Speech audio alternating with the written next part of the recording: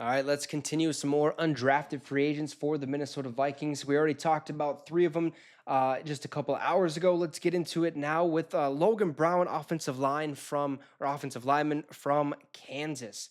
A little summary for Logan Brown is that Brown profiles as a developmental tackle who flashes legitimate power in the legitimate power in the run game while showing some refinement in pass protection. His athletic testing jumps off the page, but the tape reveals a player whose strength lies in creating movement at the point of attack rather than in protecting the edge. Now, zone blocking schemes will maximize his ability to climb and seal at the second level, though his raw power translates well to gap concepts when asked to drive defensive tackles backwards.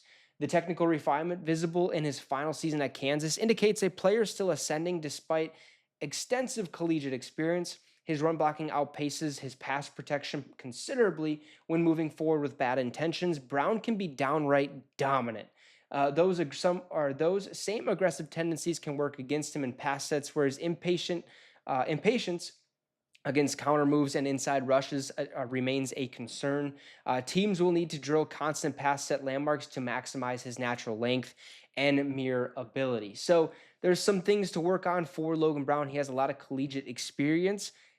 Again, I'm not sure where this guy's going to fall with the roster. I hope he makes the team, but at the same time, I believe we have a decent amount of depth at the left tackle and right tackle positions. So maybe we just look to make him a practice squad player, if anything, but only time will tell. Next up, we have Chaz Chambliss, outside linebacker from Georgia. Some of his strengths we see here from NFL.com, I believe, is he plays with nonstop energy and an attacking mindset, pulls himself around blocks using twitchy upper body strength, controls tight ends at the point of attack with good take-on technique. He pairs solid get-off burst with smooth transitions on inside moves, maintains sight line to the quarterback throughout his rush, and has the mentality and experience to be a core special teamer. There you have it. I think we already know where this guy's going to end up, probably on special teams if we had to assume. That being said, you never know, he could make the roster, but I like what I'm seeing so far out of this guy. A lot of our undrafted free agents look good, but only time will tell, and Quasido Fomensa has found some diamonds in the rough as of late. Next up, we have Oscar Chapman, who's a punter from Auburn. Look, I don't know really much about this guy. As you can see right over here, he's a punter. Okay, I'm not sure how to talk about stats with that. We already have Ryan Wright. We've had a couple disagreements, I believe, with him, where it sounds like maybe he could be on his way out after this season. I'm not 100% sure what's going to happen. But if I had to assume, this is just a camp body, just somebody to give Ryan Wright a little competition and maybe see if we have to go in a different direction or we stick with Ryan Wright. Only time will tell. We'll see what happens. Maybe he becomes the starting punter for the Minnesota Vikings, but not much to work on over there. Next, we have offensive lineman from NC State, Zeke Correll. Let's look at his scouting report summary.